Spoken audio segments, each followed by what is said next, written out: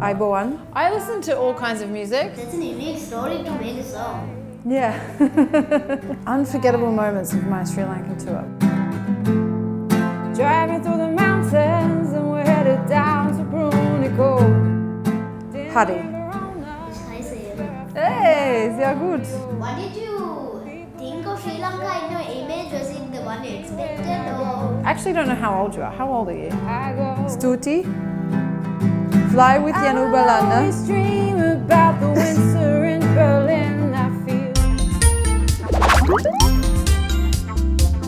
Hey guys, today we are gonna talk about someone that is very special. I think we talk about a lot of topics these days, right? I think ඒ වගේ හරිම special පුද්ගලයෙක් තමයි අපි එක්ක එකතු වෙලා ඉන්නේ. එයා ඉස්සර ස්පෙල් බයින්ඩර්ස් මේ ටෙලිවිෂන් සීරීස් එකේ ක්‍රිස්ටියන් විදියට රඟපෑවා. හැබැයි දැන් අඳුරන්නේ මේ මියුසිෂියන් කෙනෙක් විදියට. ඉතින් today I'm going to introduce you to Georgie Fisher, also known as Christine Reynolds from Spellbinders. Hi Georgie. Hi, thanks so much for having me. Okay, so how are you today?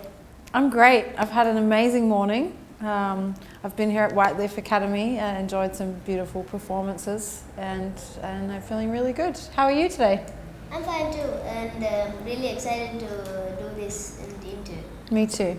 Yeah. When did you start acting for Spellbinders? Like the acting career and literally the most of Sri Lanka knows about you. So and now you've changed your personality to a musician. So what made you do this change?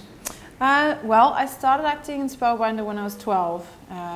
So it's quite a long time ago now. And I moved away from acting not because I really chose to, it just sort of happened. I went to high school, my parents wanted me to focus on my studies and I stopped really going to auditions. There was no point where I said, oh, I'm finished acting now. It just was a natural sort of process. And music has always been very important to me. It's always been part of my life, my family life. And I've always been drawn to it. So I think it was quite a natural step for me to pick up a guitar and start to write songs and to want to actually make a career out of this. So I think all of us now know that music is the universal language and like most of us can't live without it. It just goes around in your head and everything. So yeah. So from the way you live now, in your childhood you like had an image of how you want to grow up and stuff. So did you expect to live like this from your childhood or did you expect something different? That's a good question. I think I've just always followed my natural instinct. I think that it's something that people forget sometimes to do because we live in a very difficult world and face a lot of challenges. And I think people forget to sometimes follow what their heart is telling them. And that's something that I've always tried to do in my life. So yes, so I always imagined myself living with freedom and with creativity. I'm not sure if I imagined the exact life that I have today, but it's the values that I hold are fairly close to what I'd always imagined as a child. So when you got selected as the role of Christine in Spellbinders, did your parents object some of the things of that? Because when you had to go there, your education gets affected. Like, were there some objections by your parents at that time for those stuff? Yes, some. When I was actually before Spellbinder, I was in a TV show called A Country Practice, which I don't think was ever screened in Sri Lanka, but it was very popular in Australia. When I was in that show, I started at 6 and I was offered a 12-month contract and my parents originally, they said no. They didn't want me to have my schoolwork affected, my education affected. They thought, you know, doing small parts here and there, that's okay, but doing a full year contract with 2 to 4 days away from school every week, they said, no, this is too much. And what actually happened was the director and the producers and all the head of departments of the show got together and put on a dinner for my parents, and they invited who would be my tutor along and convinced them that I would be looked after, that I would be protected, that my education wouldn't be affected because I would have a private tutor on set. And they managed to win my parents over, and they decided that their fears were unfounded and that I was going to be okay, and they allowed me to go ahead with it. So you were 6 at the time? 6 when I got that big role, yes. And then Spellbinder was later, I was 12 for that, yeah. So when did you start the acting career? Now we know that you started like at 6 years old. And before Spellbinders, you have been on other TV series. So can you tell about those? Yeah.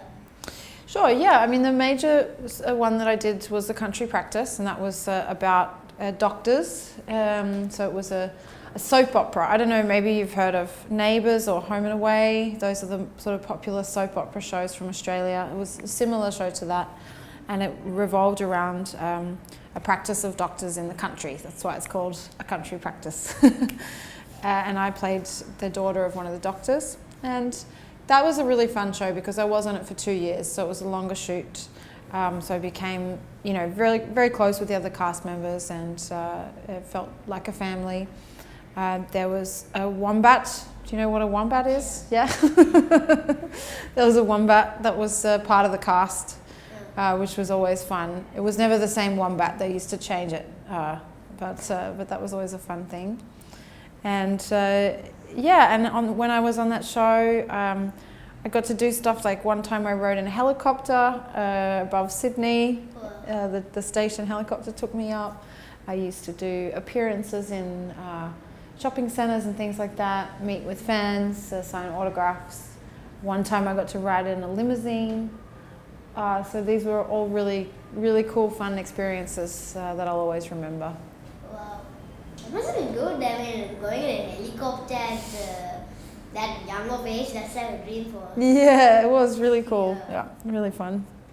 So, what type of music, like, we know that you're a musician now, these days, so like, what type of music do you listen to, and yeah? I listen to all kinds of music. I love any type of music. It depends on what mood I'm in, I think. The music that I make is storytelling, folk with a soul influence. So I like to focus on stories about either my own life, my own experiences, or those of people that I know. Sometimes I tell metaphorical stories or make up a character.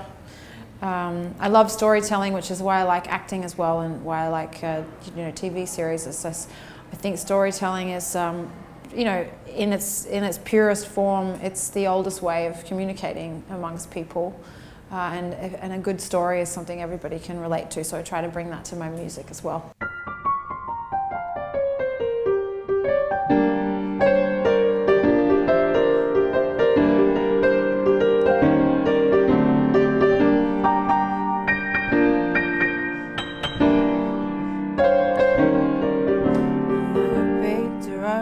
Side of the road, she didn't know where she come from or where she was going. There she was like a rolling stone, and I said, come on honey, won't you come on home? And she said, take me back to the old racetrack, I must have jumped the gun.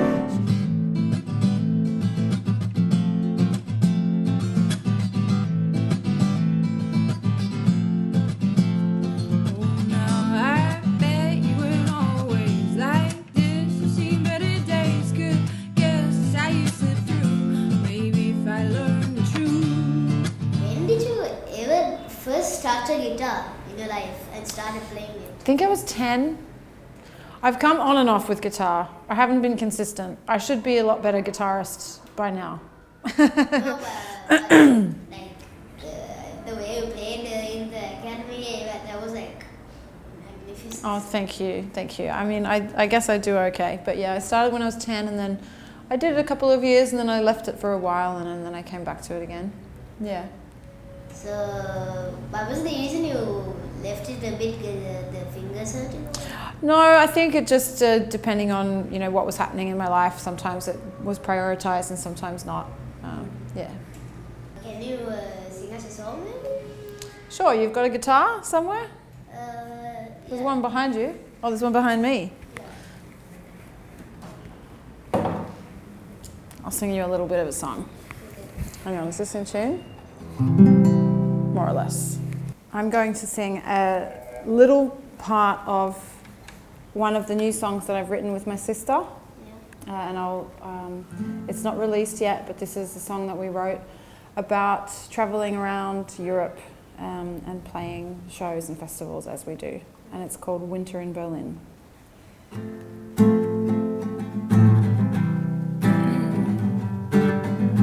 Feeling free on the highway, or headed south on the A9. Driving with the windows down and the stereos up high. After the dark time, the city's coming back to life, to life, to life. Driving through the mountains and we're headed down to Brunico. Dinner in Verona, that's where I found my Romeo. People and places are taken with me when I go, I go, I go. I will always dream about the winter in Berlin. I feel the city getting colder and the snow upon my skin. Now I'm on the Champs-Elysees sipping on rosé, thinking about where I've been, and I can't wait for this next life to begin. There we go. That deserves a round of applause. Thank you. That was like so professionally written. Thank you. We worked a lot on that song, but we actually wrote most of it whilst we were traveling in the van, because we spend so much time on the highway traveling between cities. We don't have a lot of time to write, so often we'll sit in our van next to each other and we'll work on the lyrics and stuff like that. So most of that song was written that way. Yeah, that's an unique story to make a song. Yeah. Do you like to travel around the world, and what's your next destination probably?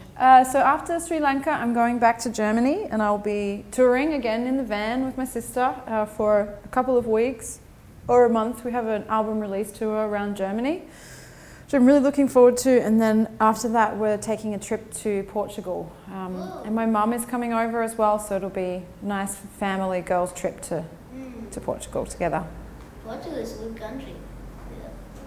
So I've also heard you could speak some German because after you were born in Australia, you migrated there. So can you speak some German? Ja, natürlich. Also ich wohne seit 10 Jahren in Berlin. Oh my God. Ich bin Musikerin, ich spiele Gitarre und Gesang. Ich heiße Yenu. Hey, sehr gut. Freut mich. Can you speak some more German? Tschüss, bye. Tschüss, nice one. Cool. Yeah. That's one of my favorite words in German. I like that It's one. easy Tschüss. to pronounce. Yeah. Tschüss. Mhm. In your Sri Lanka tour, you've had some unforgettable moments. So what are they? Unforgettable moments of my Sri Lankan tour. Well, seeing the ancient rock fortress Sigiriya was a really incredible moment for me. Another amazing moment was appearing on Rupavahini TV, being interviewed by Nilapul. That was awesome. Those are probably the two standouts, but also swimming in the ocean, being down south, seeing the Dutch fort at Goal was incredible. And being here this morning at Whiteleaf has been a really special moment as well. So in conclusion, you've traveled all around Sri Lanka. I've done my best. I've seen as much as I can see, but there's still more. I want to come back and spend longer and see more of the country. You've kind of done more than we could do in 1 year. In 1 month you've done that because you've gone to Kaldi, Sikira, which I haven't been. Sri Lanka, Maligawa, that's good because I think you had a unique experience there. Yes. With the culture and everything. And, absolutely. Some more too. So, did you eat spicy food in Sri Lanka? Yeah, I've had some spicy food, but actually every time I'm with some Sri Lankan people and they're cooking, and they say, "Do you like spicy?" And I say, "Yeah, I want to try and eat it, you know, the same as you." And they say, "No." so I'm not sure if I've ever really tried the true spice, because I think they're trying to protect me. What's your favorite like Sri Lankan food or something? Well, I love the egg hoppers. They're amazing. I love the coconut bread. Roti bread has always been one of my favorite things. And I also tried the spicy crab down in Gaul, which was really delicious too. Yeah, I love seafood. Yeah, there's been some great seafood down in the south especially. Yeah, because it's like the ocean and stuff. Yeah, I had this mahi with banana chips. Yeah. And a passion fruit sauce one day. That was amazing. Banana chips taste good. They taste so good. They taste sort of like potatoes. Like, how is that like possible? Potatoes, but it's a chip, but the taste is kind of like a banana. Yeah, Yeah. strange, isn't it? Yeah, I don't know how to make those. I've never had them before, Sri Lanka, so it was a new experience for me. But it's like sweet. Yeah, Yeah, so it's good. yeah. What did you think before you came to Sri Lanka? Like what you heard about Sri Lanka in some way. What did you think of Sri Lanka in your image? Was it the one you expected or what? I think it is close to what I expected. I'd heard some wonderful stories from friends who've travelled here before. But what I have been very happily surprised by is just the generosity and the warmth of the people here. I find, obviously meeting fans is one thing, but even when I meet people who don't recognise me or they don't know me as Christine from Spellbinder, they're still extremely kind, welcoming, helpful, and that's something that I have been very pleasantly experienced here in Sri Lanka. Yeah. So have you learned any single like normal words by any chance, like simple, easy? In Sinhala, Yeah. I can say 3 words. Okay. You ready? Yeah. Aibowan, Yeah. Stuti, Okay. Hari. Good. Yeah? It's okay? Yeah, it's good. It's good. Okay. Aliborn was the best one. That's the best Yeah. one. Yeah. Yeah. It's the most useful. Yeah. In life, like, what are your likes and dislikes? In life? Yeah. That's a big question. Likes and dislikes. Well, I like it when people are kind and respectful to each other. Yeah. And I dislike it when people look down at others or treat them differently for whatever reason. My likes in life are creative goals and creative practices. And I guess my dislikes is, I don't know, anything I find boring. I like to be excited and inspired. Yeah. Yeah. So, and before we've come to the end of this interview, so before I'll end it, I'll give you the chance to ask 5 small short questions from me. From you? Yeah. Oh, wow. Okay, I wasn't prepared for this, but all right. So you are very good at lots of different things. Yeah. I've seen you sing, dance, act, interview. What's your favorite? Favorite. If I can name, it's only like 2 or 3, because like everything is good. Number 1 is probably singing. Yeah. And dancing and acting probably. Okay. Those 3. All right, so next question. What made you want to start this channel? This channel, probably from other kid YouTubers like most of the kids out there, they get like millions of subscribers, and I was like, I want to do this too. I want to start my own YouTube channel. And after that, we made a name depending on my. Because at the time I was like in grade 3-4, and my ambition was to become a pilot. Even still I had that thought. I haven't like decided ever, because I think planes are cool. The cockpits, the bow planes, every gadget of it. So my father came up with the idea, converting fly with Yenu. So Nice. that's my name, and after I just started uploading speeches and videos and something, and after that I started interviewing, and now that's come this way. Cool. And so you get because when I was acting as a child, I got a lot of support from my parents. Do you get that from your parents as well? Yeah, they're supportive of your artistic goals? Yeah, my dad, mother, my little brother, like, what do you say? When I was doing my concert, most of the time my dad was away, so, and sometimes my mom. So he was kept with the babysitter and he did not come there at all. So I will have to respect that as well. And obviously my parents, they do appreciate me and everything. And kind of want to balance the education and stuff. So that is going well. Nice. That's cool. How many questions am I up to? Was that 4? 3. That was 3. Okay. What else can I ask you? I actually don't know how old you are. How old are you? I'm 10 years old, but 10. this year I'm 11. You'll be 11 this year. Okay. So my last question is, what are your goals for your next creative project? Probably make a song album Ah. and what do you say, act more, do more dramas and something based on those stuff. Nice. Amazing. And you've written your first album, so your second album is coming up. Yeah, so that's for so I have 2 separate projects. I don't mean to be confusing, but the one with my sister is under a different name. We're called Sissos. Yeah. And under Sissos, I've done 1 album and I'm releasing my second. Under my own name, Georgie Fisher, I have done 2 albums and some singles and some EPs. But the second album that's coming out now is the one that's with Sissos, with my sister. And I think it's sounding really good. I'm really proud of it. We recorded it in Berlin last year, and it's in its mastering stages now. The final mixes are done, and I'm really excited. Yeah, so I wanted to congratulate on that. Oh, thank you. Thanks so much. I'll listen to it when it comes up or something after it releases. And what do you do? Any concerts like shows or something in Germany?